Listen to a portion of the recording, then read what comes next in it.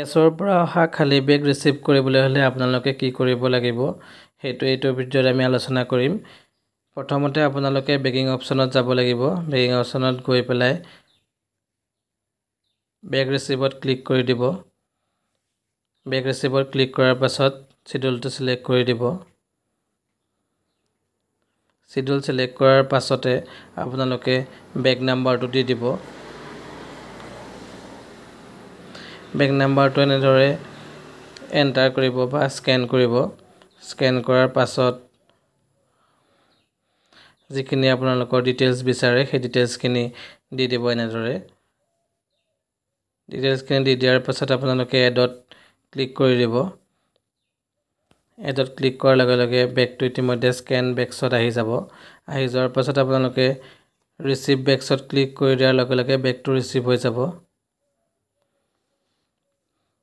বেগ receive হ'লে এনেকৈ দেখিবলৈ পাব।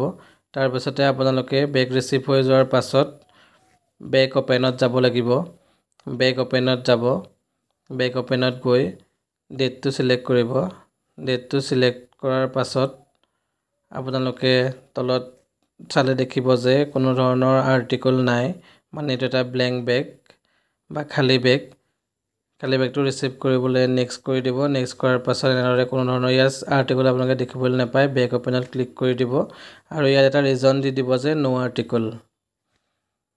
নো আৰ্টিকল বুলি দিব পাৰে বা বেলেগ ৰিজন এটা আপোনালোকে দি দিব পাৰে। এনেদৰে ৰিজনটো আপোনালোকে দি দিয়াৰ পাছত কনফাৰ্মত যেতিয়া আপোনালোকে ক্লিক কৰি দিব, তেতিয়া কনফাৰ্মত ক্লিক কৰি দিয়াৰ লগে লগে আপোনালোকৰ যোনটো ব্লেংক বেগ সেইটো ৰিচিভ হৈ যাব, অ'পেন হৈ যাব। ব্লেংক বেগটো অ'পেন হৈ যাব আৰু এনেদৰে আপোনালোকে এছৰ পৰা অহা এটা ব্লেংক বেগ অ'পেন কৰিব পাৰিব। ধন্যবাদ।